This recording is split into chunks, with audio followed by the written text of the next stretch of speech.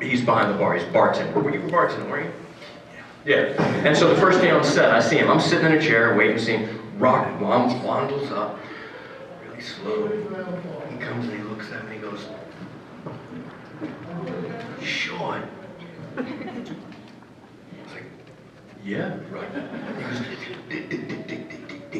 He goes, do you like peanut butter?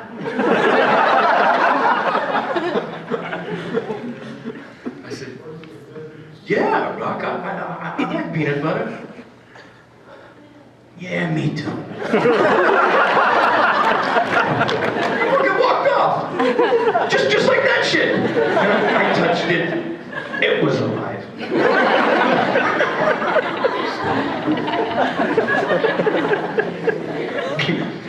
This motherfucker, and then after that, we'll come up with some fucking algorithm shit for HTML code. And you're like, whoa, man! I want to climb around his cranium one day, man. Some secret, sneaky shit going on there. I'm gonna find out that he's like a fucking CIA operative. And you know what? All you fuckers are gonna be like, no shit. I'm gonna be like, I fucking knew that. I knew that shit. Because every once in a while, some sneaky, secret shit sneaks out, and you're like, that fucking peanut butter shit was made up, wasn't it? Just to make me think, what the fuck? It's never what the fuck. Anyway. I don't know how many people have seen the pictures where you put a blue belt on Donut and you're grappling with her. And Yeah. I know you're unlikely to have been very drunk, so how did that happen? You say it again? You probably weren't drunk and that's why it happened. No, that was the middle of the day. Middle of the day. You know what, I trained jiu-jitsu half for years, but I put a blue belt and a gi on my dog, and I did these little demos, arm locks, rear naked chokes, full hooks in it and everything, and Donut literally, it's kind of genius, because the expression on her face was always,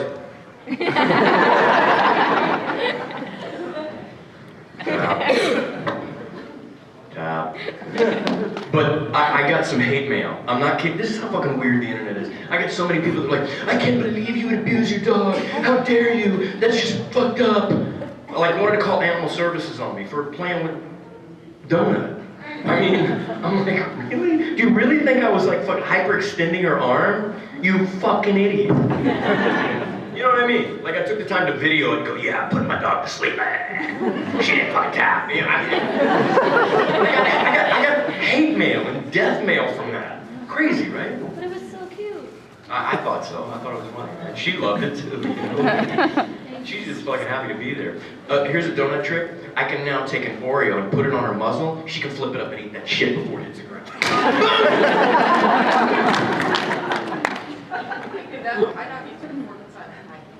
Now you're going to get hate mail about chocolate. And here's a little bit of trivia. Tater tots, tater tot with ketchup, plain tater tot. She will not eat the fucking plain tater tot. This is what's funny, because she knows eventually I'll put ketchup on it. And that's so interesting to me. Like, dogs are so like food, eat it now, eat it now. There may not be any more. Her culture is so expressly detailed that she knows I'm gonna eat the one with ketchup. And if I wait long enough, he's gonna fucking stick some ketchup. I'll wait and I'll get the one with ketchup. You can not feed her for a fucking day. She'd still be like, hold out for the ketchup. He's gotta come. Anyway, we got two more, and then we gotta wrap it up. Yes, ma'am. I kind of have two for my first question is, what is the most ridiculous thing you did as a threesome on the set? Whoa, threesome, I meant you two and then Rita. Like, what was the most ridiculous prank you played? What makes you think we've had a threesome? I like me some You're all rock. very pretty. So, You mean the three of us together? yeah. Rock, lay it on. What? See, that's the ruse again. He's like studying all this shit. He's pretending he clocked. I was like, what? Three, what's the weirdest thing? What? Then we all put it together, right? What's the craziest thing you guys have done together? On set. Because I have a feeling Tokyo sounds way better. Anyone tell me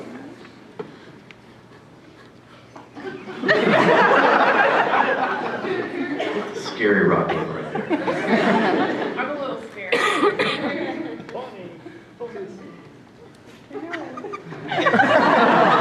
That would be a perfect ending. I'm not much. I did think of something maybe later. You know, here's the deal with that. You know, men, when they're really good friends, they harass each other and they pick on each other when they don't really mean it. That's just the male vernacular. That's how you know you're close, because by repeated behavior, we know that we're really good friends and we have our back. You'd let your best friend smack you in the face, all in a joke, when they don't really mean it. Women compliment each other when they don't really mean it. For their friends. I know, like the equivalent here, like we have all these backward stories of us fucking each other because we're friends. You know, we do that shit because we're friends. Right. You know, and that's why we get away with it. Like I do some pretty fucked up shit to all of them. I'll be honest. You know what I mean? And I'm probably the biggest culprit, but it's because I dig them. You know, it's because I know these cats have my back, and they know that that's my vernacular. They know it's not malicious or anything like that. But I've done some fucked up shit. I'll be honest. And then my other question was, do you actually speak several other languages, or did you just... Ja, natuurlijk. Ik spreek viele spraken. That's bullshit. I lived in Rome for 6 years, and I grew up in Texas, so, you know, it's kind of a sacrilege if you grow up in Texas, you can't speak Spanish, you know? And then after that, like I was saying, Latin-based languages are fairly easy to learn once you learn one. Sounds amazing to be like, ooh, once I learn Spanish, then I'll learn French. It sounds amazing, but it would take you another week if you learn Spanish to learn French.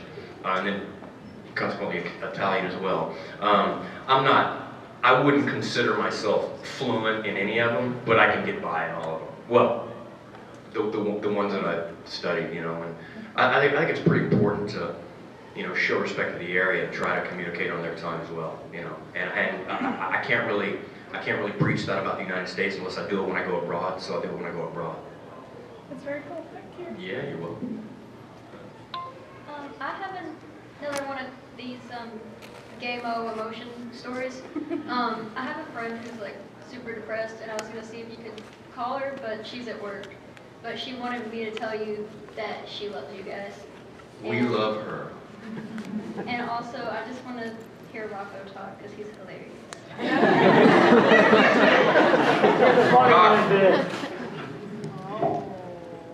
How old are you? 19. Ooh. There was two things he was going to say. Dictated by how you answered that question. What are you dressed up as? Huh? What are you dressed up as? Japanese schoolgirl? Oh, shit. Thank God you can't see thought bubble. Good friends can see it. I'll tell you what's going on. Do I want to know what's going on? Not till after. I want to know. Well, we gotta go now. Got to fly to Dallas and then like Oklahoma and then Portland and then I think we're gonna LA.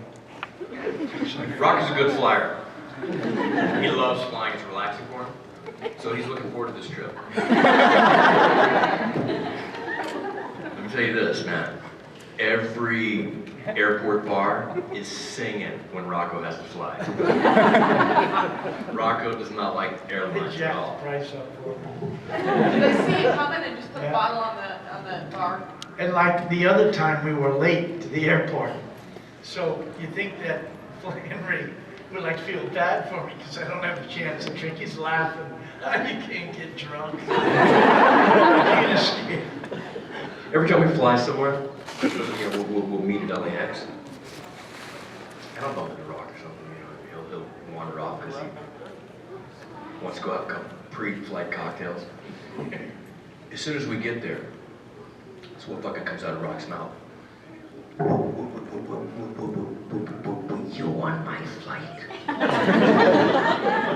No, Rock. I was like, we saw each other down the next brother. Yeah. Okay, well, what's your favorite cocktail then? Vodka. Notice there's no label on it. Hey, listen, guys, we got fun, but I want everybody to know that, you know, I think we're very well aware of the fact that we're in the most expendable industry known to man. Economic collapse or anything like that, we're the first person to be fired and be out of a job.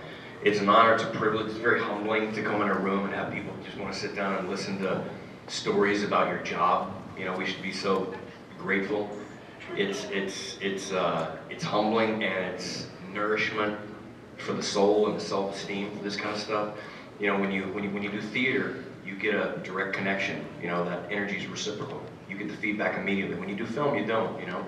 And the crew members, they don't care. They're a little like, action cut, okay, next. You're like, was that good? Yeah, it was good. They don't care.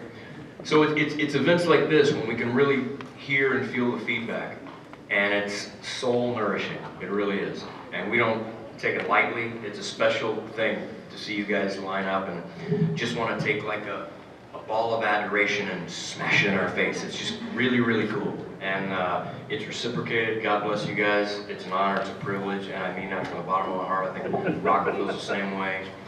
Rita's feels the same way. And thank you guys very much.